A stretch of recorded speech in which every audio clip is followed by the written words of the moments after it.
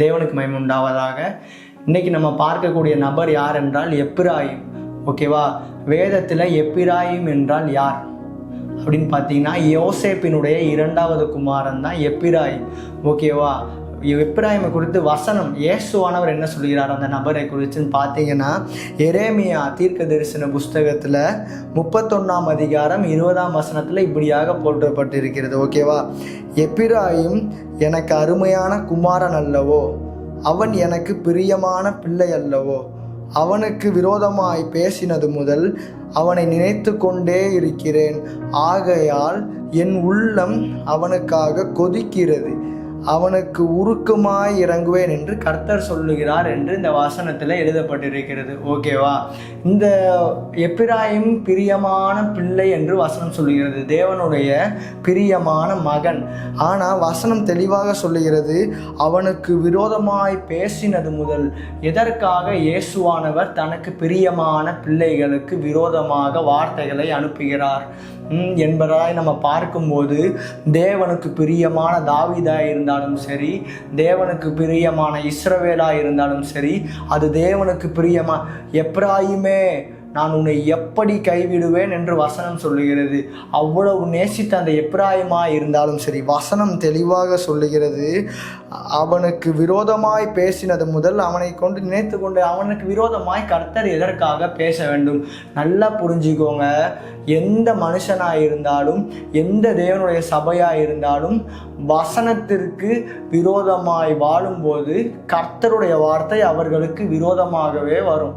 என்ன தம்பி சொல்கிறீங்கன்னு பார்த்தீங்கன்னா, எங்கே நீங்கள் ஆதாம் முதற்கொண்டு A to Z கீழே வரைக்கும் பாருங்கள், எவ்வளோ இயேசு லவ் பண்ணுற மனுஷனாக இருந்தாலும் அவன் வசனத்திற்கு விரோதமாய் கர்த்தருடைய வார்த்தைகளை மீறி நடக்கும்போது அவனுக்கு விரோதமாகவே கர்த்தருடைய வார்த்தை வரும் என்பது வேதம் நமக்கு சுட்டி காண்பிக்கிறது. ஓகே, இந்த எப்பிராயிம் கர்த்தருடைய வார்த்தைக்கு விரோதமாக என்ன செய்தார் என்று நம்ம இன்னைக்கு பார்க்க போகிறோம். ஓசியா 4ஆம் அதிகாரம் 17ஆம் வசனம், எப்பிராயிம் விக்கிரகங்களோடு இணைந்திருக்கிறான் அப்படியாக வசனம் சொல்லுகிறது. ஓகே, விக்கிரக ஆராதனை என்றால் என்ன? வசனம் தெளிவாக சொல்லுகிறது. எபேசியர் 5ஆம் அதிகாரம் 5ஆம் வசனத்தில் விக்கிரக ஆராதனை என்னும் பொருளாசைக்காரனாவது பரலோக ராஜ்யத்தில் சுதந்திரிக்க மாட்டான்னு போட்டிருக்குது. ஓகேவா? அது என்ன? பொருளாசைக்காரனையும் விக்கிரக ஆராதனை செய்கிறவன் என்றே இயேசுவானவர் வேதத்தில் எழுதியிருக்கிறார். ஓகேவா? மத்தேயு 6ஆம் அதிகாரம் 24ஆம் வசனத்தில் 2 எஜமான்களுக்கு ஊழியம் செய்ய ஒருவனாலும் கூடாது. ஓகேவா? ஒருவனை பகைத்து மற்றவனை அசட்டை பண்ணுவான். தேவனுக்கும் உலக பொருளுக்கும் ஊழியம் செய்ய உங்களால் கூடாது. 2 எஜமான்களுக்கு ஊழியம் செய்ய ஒருத்தனாலையும் முடியாதுன்னு வசனம் தெளிவாக சொல்லுகிறது. ஒருவனை பகைப்பான், ஒருத்தனை நேசிப்பான், ஒருத்தனை பற்றி கொள்ளுவான், ஒருத்தனை அசட்டை பண்ணுவான். யார் அந்த 2 எஜமான்கள்? உன்னுடைய எஜமான் யாருன்னு இந்த செய்தி முடியும் போது உனக்கு தெரிஞ்சிடும். ஓகேவா? 2 எஜமான்கள். ஓகே, நல்லா புரிஞ்சுக்கோங்க. அது என்ன ஊழியம்ப்பா? ஊழியம் என்றால் என்ன? ஃபஸ்ட்டு கிறிஸ்டியானிட்டிக்கு சொல்லிக் கொடுக்க வேண்டியது ஊழியம் என்றால் என்ன. நீ தீர்க்க தரிசனம் உரைப்பதோ, இல்லாட்டி உன்னை பேய ஓட்டுறதோ, இல்லாட்டி வியாதிகளில் சுகம் தரும், அது ஊழியமாக இருந்தால், இப்போ வசனத்தை பிரசங்கம் பண்ணுவதோ, நீங்கள் ஊழியம்னா மைண்டில் இதை ஏற்றிட்டிய. ஓகேவா? வசனம் தெளிவாக சொல்லுகிறது. நியாய தீர்ப்பில் இயேசுவானவர் உட்கார்ந்து இருக்கும்போது ஒரு சில குரூப்பை பார்த்து அவர் சொல்லுவார், அக்கிரம செய்கைக்காரரே என்னை விட்டு அகன்று போறீங்கன்னா உனக்கு தெரியாது, நீ யாருன்னு எனக்கு தெரியாதுன்னு சொல்லுவார். யாருடா அந்த டிக்கெட்டுன்னு பார்த்தா, ஆண்டவரே உம்முடைய நாமத்தினாலே தீர்க்க தரிசனம் உரைத்தோமே, பிசாசுகளை துரத்தினோமே, என்னென்னமோ பண்ணுமே அவன் சொல்கிறான். என்னென்னமோ பண்ணுமே ஆண்டவரை, உங்களுக்கு தெரியாதுங்கிறீங்களே. அப்போ இயேசுவானவர் தெளிவாக சொல்லுவார், அக்கிரம செய்கைக்காரரை என்னை விட்டு அகன்று போங்கள். அப்போ நல்லா புரிஞ்சுக்கோ, ஊழியம் என்றால் தீர்க்க தரிசனம் உரைப்பதோ, இல்லாட்டி பேய்களை ஓட்டுவதோ, வியாதிகளில் சுகம் தருவதோ, பிரசங்கம் பண்ணுவதோ, பாட்டு பாடுவதோ, ஆராதனை நடத்துவது ஊழியம் கிடையாது. ஊழியம் என்றால் என்ன? இயேசுவானவர் எதை சொல்லுகிறாரோ அதை நீ செய்வதன் பெயர் ஊழியம். இயேசுவானவர் உன்னை டாக்டர் டாக்டர் ஆக சொன்னால் நீ ஆவு, அது ஒரு ஊழியம். இயேசுவானவர் உன்னை இன்ஜினியர் ஆக சொன்னால் ஆவு, அது ஒரு ஊழியம்.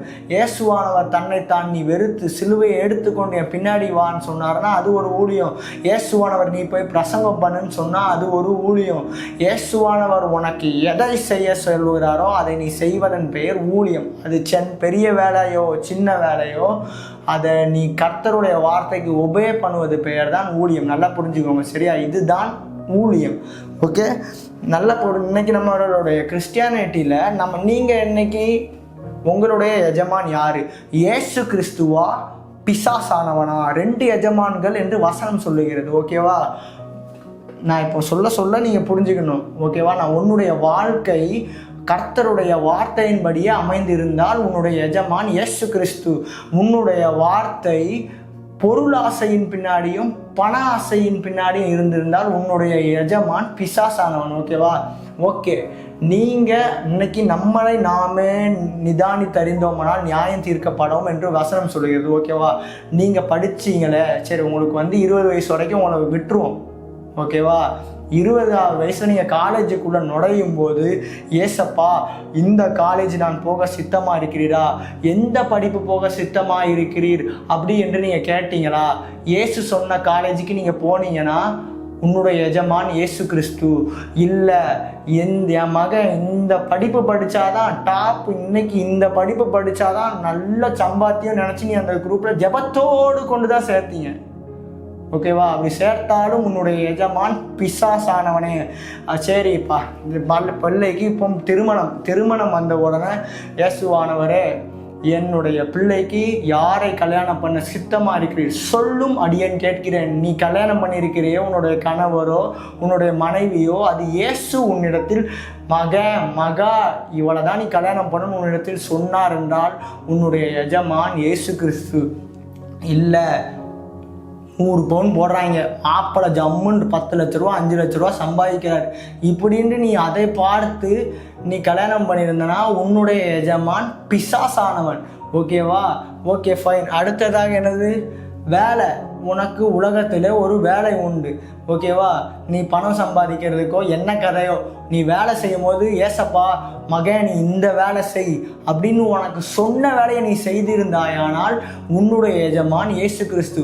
இல்லை, அந்த வேலைக்கு அந்த ஊரில் போய் அப்படி பண்ணாதான் அத்தனை லட்சம் சம்பாதிக்கலாம் நீ நினச்சி போயிருந்தா உன்னுடைய எஜமான் பிசாசானவனே.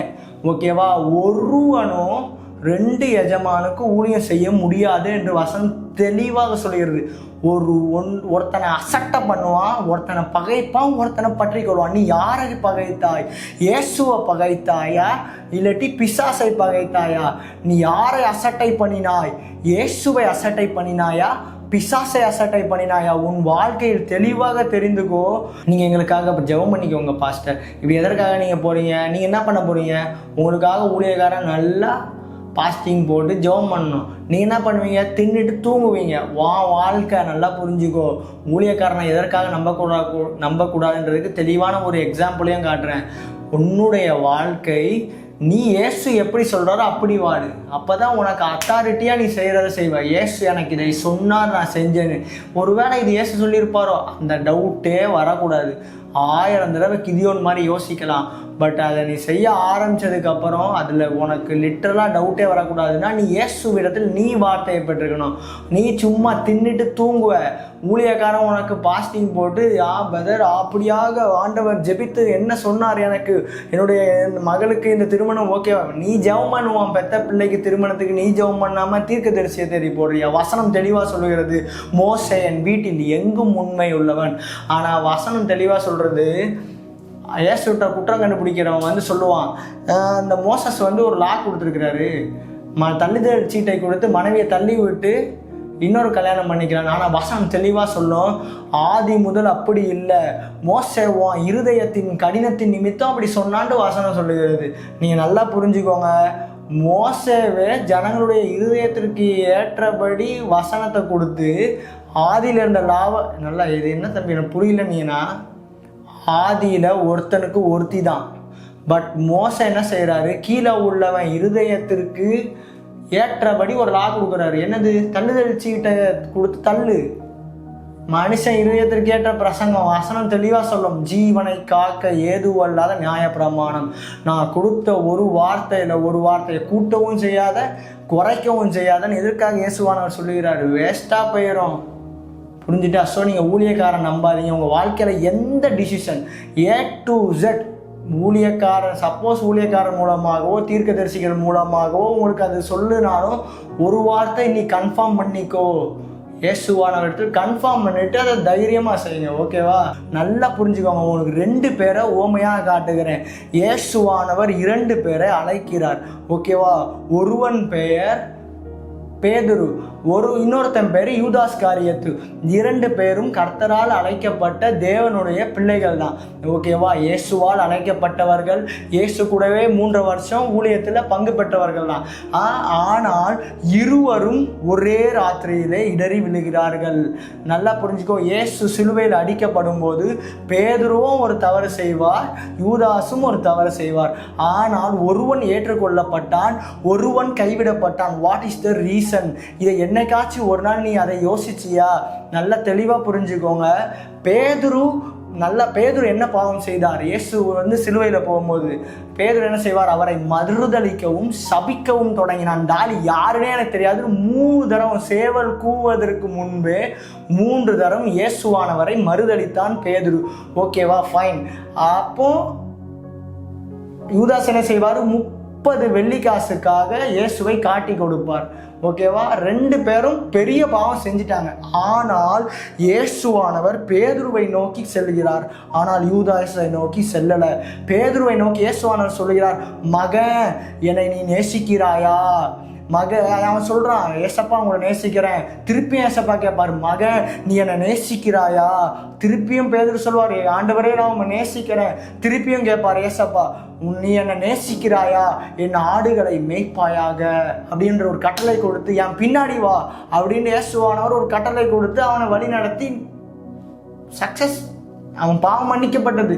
ஆனால் அதே மாதிரி அழைக்கப்பட்டவன் தான், அதே நைட்டில் இடறி விழுந்தவன் தான்.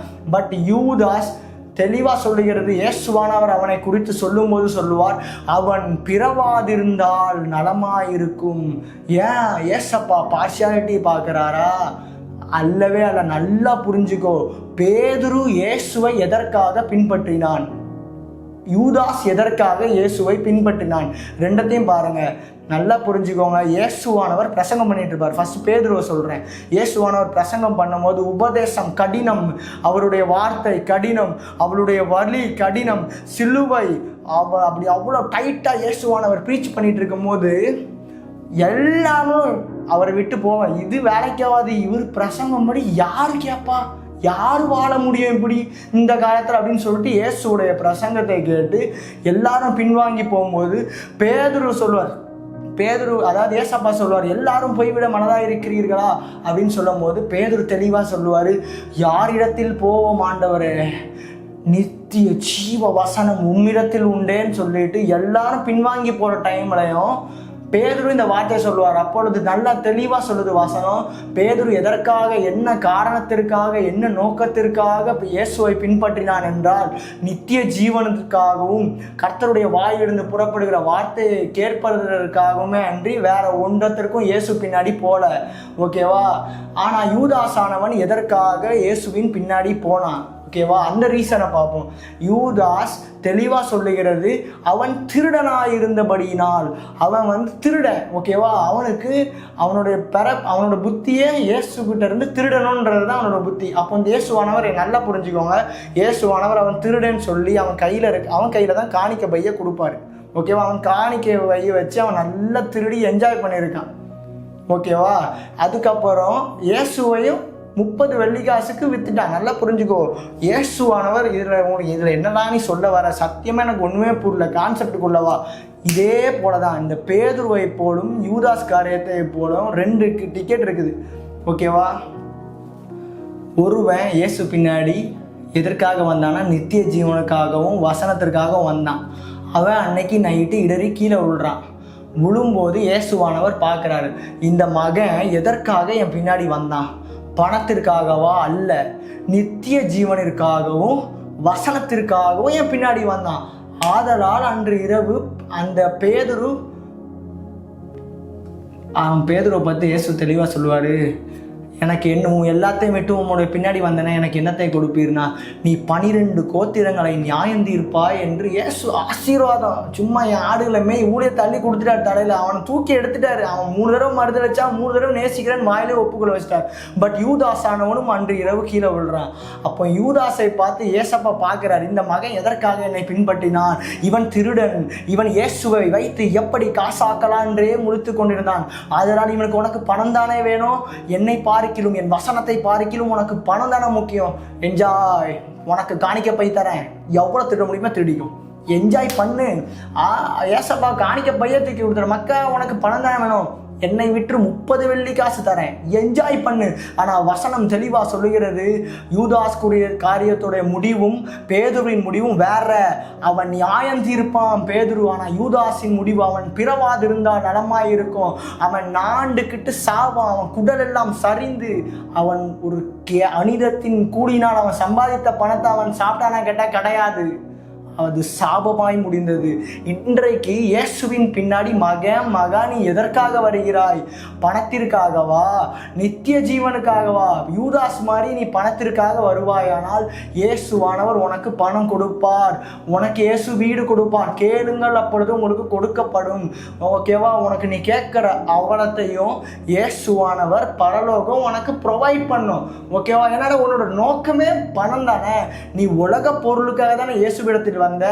இயேசுவானவர் உனக்கு எல்லாத்தையும் கொடுப்பார். ஆனால் உன்னுடைய முடிவு, நீ நரகத்திலே தள்ளப்படுவாய். ஓகேவா? நீ இயேசு கிட்ட போய் நிற்கும் போது கர்த்தரால் ஆசீர்வதிக்கப்பட்டவரே என்று உன்னை பார்த்து சொல்ல மாட்டார், சபிக்கப்பட்டவரே. அப்படிதான் ஏசப்பா சொல்லுவார். ஏன்னா நீ உலக பொருளுக்குள்ள வேலை செய்யற. இயேசுவை எதற்காக நீ தேடுகிறாய்? நித்திய ஜீவனுக்காய் பேதுருவை போல நீ தேடினாயானால், இயேசுடைய வாயிலிருந்து புறப்படுற அந்த வசனத்திற்காக நீ தேடுவாயானால், உனக்கு நீ எதை தேடுகிறாயோ அதை கண்டடுவார். என்னுடைய வாழ்க்கையில் நடந்த உண்மை சம்பவத்தை சொல்கிறேன். ஓகேவா? இயேசுவானவர் என்ன ஊழியத்திற்கு அழைத்தார். ஓகேவா? நான்லாம் கொடும் பாவி, நான்லாம் கஞ்சா குடிச்சிட்டு வாயில சொல்ல முடியாத அத்தனை அருவருப்புகளையும் செஞ்சுட்டு சுற்றிட்டு இருந்த டிக்கெட்டு. இயேசுவானவர் என்னை ஊழியத்துக்கு அழைக்கும் போது நான் வசனத்தை பார்க்கிறேன். ஐயா, என்னால் இந்த வசனத்தின்படி வாழ முடியலை. இந்த 70 கிலோ ஃப்ளெஷ் என்னை விட மாட்டேங்குது. நீர் வைத்திருக்கிற திட்டமோ, நீர் வைத்திருக்க அழைப்போ மிகவும் பெரியது. நான் இதற்கான பாத்திரன் அல்ல. எனக்கு நல்லா தெரியும், பாவம் செய்யும் போது என்னுடைய அழைப்பு, என்னுடைய தரிசனம், என்னுடைய அந்த காலிங் என்னிடத்தில் இருந்து பிடுங்கப்பட்டு அது வேறொரு இடத்தில் கொடுக்கப்படும். எனக்கு வசனம் நல்லா பார்த்துட்டேன். இயேசுவோட பிளான் எனக்கு இயேசுவான ஒரு ஊழியத்துக்கு கூடும்போது நான் இப்போ என்ன செஞ்சேன்னா, இது வேலைக்காவது, நம்ம பச்சைப்பாவி. ஓகேவா? நமக்கு ஊழியம் செட் ஆகாது. இயேசு சொல்கிறத செய்கிறதுக்கு நான் தகுதி உள்ளவன் அல்ல. அதனால நம்ம என்ன செய்வோம்? பாவம் செய்வோம். பாவம் செஞ்சால் இயேசுவானவர். அதான் வசனம் தெளிவாக ஒரு இடத்துல சொல்லும். அந்த ஒரு தீர்க்கதரிசியை கொண்டு காட்டும் போது, அந்த தேவனுடைய ஆலயத்தில் காட்டும் போது, மகன் இதை பார்க்கிறியா? இந்த இஸ்ரவேல் ஜனங்கள் செய்கிறதை பார்க்கிறாயா? அவன் பண்ணுற அந்த அருவருப்பை பார்க்குறியா? என்னுடைய பரிசுத்த ஆலயத்தை விட்டு, என் பரிசுத்த ஸ்தலத்தை விட்டு என்னை தூரமாக போகும் பண்ணும்படி அவன் செய்கிறான். என்ன செய்கிறான்? அருவருப்பு.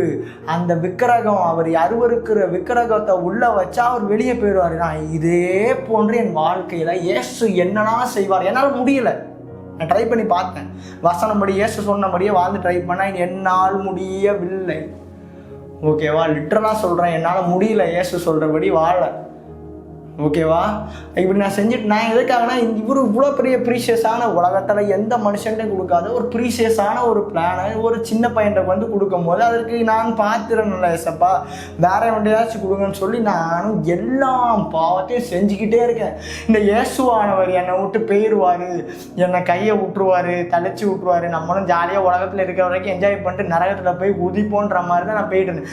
பட் அந்த இயேசுவானவர், நான் ஒரு நாள் தெளிவாக இந்த ரூமில் தான், ஆப்போசிட் ரூமில் நான் உட்காந்து விட்டு படம் பார்த்துட்டு இருக்கிறேன். ஓகேவா? பார்த்துட்டு இருக்கும் போது வெளியிலேருந்து ஒரு சவுண்டு கேட்குறது. ஒரு உருவம் போல ஒன்று நான் பார்க்குறேன். அது சொல்லுகிறது, உன்னை விட்டா எனக்கு வேறு ஆள் இல்லைடான்னு சொல்லுது. ஓ, இவர் என்ன பாவம் செஞ்சாலும் என்னை விட்டு போக மாட்டுறாரு. நான் நல்லா புரிஞ்சுக்கோங்க.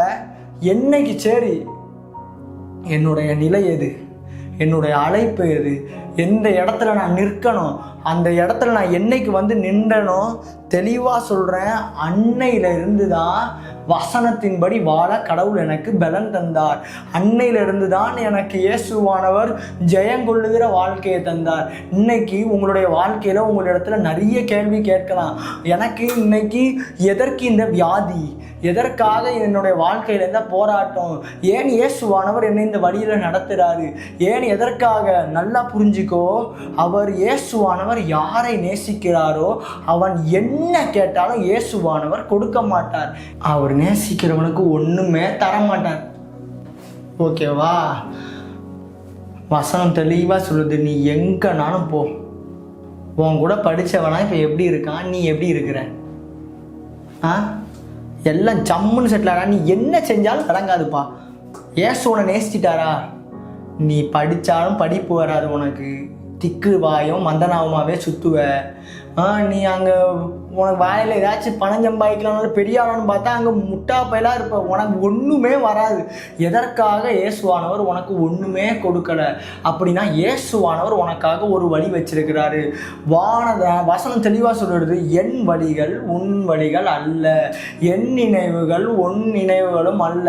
வானத்திற்கும் பூமிக்கும் எவ்வளோ உயரமோ அவ்வளோ பெரிய பிளான் கடவுள் உன்னை குறித்து வச்சிருக்கும் போது, நீ இந்த பிசாசின் பேச்சை கேட்டு உலகத்தில் உள்ள அந்த நரகம் போறவனுடைய ஃபார்முலாவை எடுத்துட்டு அவன் இப்படி பண்ணா நல்லா இருக்கானே, நானும் அப்படி பண்ணுவோம், நீ பண்ணு, நீ நல்லா இருக்க மாட்ட. ஏன்னா நீ இயேசு பிள்ளைல, இயேசுவோட வழியிலே தான் உன்னை நடத்துவார். வசனம் தெளிவாக சொல்லுகிறது. இவன் இந்த எப்ராயிம் சொல்றான், அவன் விக்கிரங்களோட பிணைந்து, அதாவது வசனம் நல்லா பாருங்க, ஏசாயா 28ஆம் அதிகாரம் 15ஆம் வசனமும் 18ஆம் வசனத்தையும் வாசிக்கிறேன், தெளிவாக கேளுங்க, சரியா? நீங்கள் மரணத்தோட உடன்படிக்கையும் பாதாளத்தோட ஒப்பந்தமும் பண்ணினோம், வாதை பெருவெள்ளமாய் புரண்டு வந்தாலும் எங்களை அணுகாது. யாரு? நம்மால் இஸ்ரவேல் ஜனங்கள் சொல்கிறான், நீங்கள் மரணத்தோட உடன்படிக்கை பண்ணியும் பாதாளத்தோட ஒப்பந்தமும் பண்ணினோம், வாதையும் பெருவெள்ளமும் புரண்டு வந்தாலும் எங்களை அணுகாது. அவன் தெளிவாக சொல்லிட்டான், மரணத்தோட நான் வந்து உடன்படிக்கை பண்ணிட்டேன், பாதாளத்தோட ஒப்பந்தம் போட்டுட்டேன். என்ன கதை இது? இவன் ஏன் மரணத்தோட போய் உடன்படிக்கை பண்ணான்? எதற்காக பாதாளத்தோட ஒப்பந்தம் பண்ணான்னு பார்த்தீங்கன்னா, இயேசுவின் பின்னாடி போனால் என்ன கிடைக்கும்? இவனுக்கு தெளிவாக தெரியுது, இயேசு பின்னாடி போனால் உபத்திரவம், வசனம் கொஞ்சம் கஷ்டமாக தான் இருக்கும். பட் அது வந்து அவன் கீழ்ப்படிந்தானால் அவனுடைய மரணத்திற்கு பின் நித்திய ஜீவன், அதெல்லாம் பார்த்தான். இந்த இயேசுநாதர் கிட்ட போனால் சாமியார் வாழ்க்கை தான், வேலைக்கு ஆகாது. நம்ம ஆள் இன்னொரு 2வது எஜமான ஒருத்தர் இருக்கிறார். அவர் எப்படி? அவர் சும்மா உலகத்தினும் அவ்வளவு மகிமையும் கொடுப்பாரு. நம்ம என்ன சைன் மட்டும் போட்டுறணும். இந்த போட்டிருக்காங்கல்ல சைனு, மரணத்தோட உடன்படிக்கை, ஆத்துமா மரணத்தோடு ஒரு உடன்படிக்கை பண்ணிடுவான் உனக்கு சாத்தான். அதுக்கப்புறம் என்னது? பாதாளத்தோட ஒப்பந்தம். இனி இவனுக்கு பாதாளம் டிஸ்டர்ப் பண்ணாது இவனை. ஓகேவா? இவன் நல்லா புரிஞ்சுக்கோ, இவன் பாதாளத்தை பிசாசோட ஐக்கியமாயிட்டான். அதான் வசனம் தெளிவாக சொல்லுகிறது, எப்ராயிம் விக்கிரகங்களோடு இணைந்திருக்கிறான். அவன் எதற்காக இணைந்திருக்கிறானா? பிசாசின் இடத்தில் போனால் தன் மாம்சத்திற்கு, தன் உடலுக்கு இந்த உலகத்தில் தேவையான அனைத்தும் கொடுக்கப்படுகிறது. அவனுடைய மாம்சத்திற்கு தேவையான இச்சைகள் அனைத்தையும் கொடுக்கப்படுகிறது. ஆனால் இயேசுவானவர் என்ன செய்கிறார்? மாம்ச இச்சைகளை கொல்லுகிறார். மாம்சத்தின் பிழைச்சா நீ செத்து போயிடுவ, ஆவியின்படி பிள்ளைன்னு மாம்சத்தை கொண்டு சிலுவையில் அடிக்கிறார். இவனுக்கு வலிக்குது இந்த சிலுவை பகையினர்லாம் இவன். ஆனால் இயேசு எப்ராயிமை தெளிவாக சொல்லுவார், எப்ராயிமே எப்ராயிமே, நான் உன்னை எப்படி கைவிடுவேன்? உனக்கு என்னை பார்க்கிலும், என் பரலோகத்தை பார்க்கிலும், என் சிலுவையை பார்க்கிலும் உனக்கு பிசாசானவன் தான் முக்கியம். நீ விக்கிரக ஆராதனை பண்ண, பொருளாசாவும் பின்னாடி போன. ஆனால் வசனம் கீழே 18ஆம் வசனம் சொல்லுது, நீங்கள் மரணத்தோடு செய்த உடன்படிக்கை விருதாவாகி நீங்கள் பாதாளத்தோடு செய்த ஒப்பந்தம் நிற்காதே போம், வாதை புரண்டு வரும், அதன் கீழ் மிதிக்கப்படுவீர்கள். உன்னை மிதிக்கிற மிதியில வசனத்தின்படி எப்படி இயேசு சிலுவைக்கு தூக்கிட்டு உன்னை பரலோகத்துக்கு வர வைக்கணும்னு தெரியும். இயேசுவானவர், ஓகேவா? என்னுடைய வாழ்க்கையிலையோ பேதுருவின் வாழ்க்கையிலையோ இயேசு மன்னிப்பை அருளினார். அவர் அருளின மன்னிப்பு எங்களுக்கு மனம் திரும்புதலை ஏற்படுத்தினது. அதே போன்றுதான் உன் வாழ்வில் எவ்வளோ பெரிய பாவம் செஞ்சிருக்கட்டு ஒருத்தன், உனக்கு விரோதமாக அவன் எவ்வளோ துணிகரமாக உன இடத்த அபகரிக்கணும்னு நினைக்கிறேன்னா, உனக்கு என்ன பாவம் செஞ்சாலும் அவனை நீ மன்னி, ஓகேவா? உன் மன்னிப்பு அவனுக்கு மனம் திரும்புதலை ஏற்படுத்தும், ஓகேவா? ஓகே, நான் கடைசியில் ஒன்று சொல்லணும்னு நினச்சிருந்தேன். அதாவது ஃபஸ்ட் நான் ஒரு வீடியோ போட்டிருந்தேன், தேவாலயத்தில் நடனம் பண்ணலாமா பண்ணக்கூடாதா என்று. அப்போ நிறைய பிரியன் பாம்பு குட்டிகள் வசனத்தை காண்பிக்குது. என்ன வசனம்? தாவீது நடனத்தோடும் என்று எழுதியிருக்கிறாரு. மக்கள் உனக்கு தெளிவாக சொல்லுகிறேன், வசனம் சொல்லுகிறது தாவீதின் கூடாரம் விழுந்து போனது. விழுந்து போன தாவீதின் கூடாரத்தை எழுப்ப இயேசுவானவர் வந்தார். Okay fine. விழுந்து போனவன் பேச்சை கேட்டு நீ ஆட்டம் போட்டனா நீனும் விழுவ. ஆனால் அவர் சொல்லுவார், ஏசப்பா ஜெயங்கொள்ளுகிறவன் எவனோ. இயேசு சொல்லுவார், நான் உலகத்தை ஜெயித்தேன். நீ இயேசு என்ன செஞ்சுருக்கணும்? அப்போ தாவீதின் வழியில் டான்ஸ் ஆடிட்டு ஒரு 2 குத்தாட்டம் டங்கு டங்குன்னு போட்டுட்டு ஸ்டெப்பு போட்டு போனாரா ஏசப்பா? இயேசுடால் எங்கேயும் டான்ஸ் ஆடும் கிடையாது. புரிஞ்சுட்டா உனக்கு? ஸோ இயேசுவபடி வாழலாம் நீ அழைக்கப்பட்ட. தாவீதின்படி வாழ்ந்தால் தாவீதின் கூடாரம் விழுந்தது, உன்னுடைய கூடாரமும் விழும். ஸோ சர்ச்சில் டான்ஸ் இஸ் நாட் அக்செப்டட். நீ துணிகரமாக ஆடு, நியாய தீர்ப்பில் பார்த்துக்கிடும். இயேசு ஒன் பட்சம் நிற்கிறாரா, ஏன் பட்சம் நிற்கிறாரான்னு பார்ப்போம்.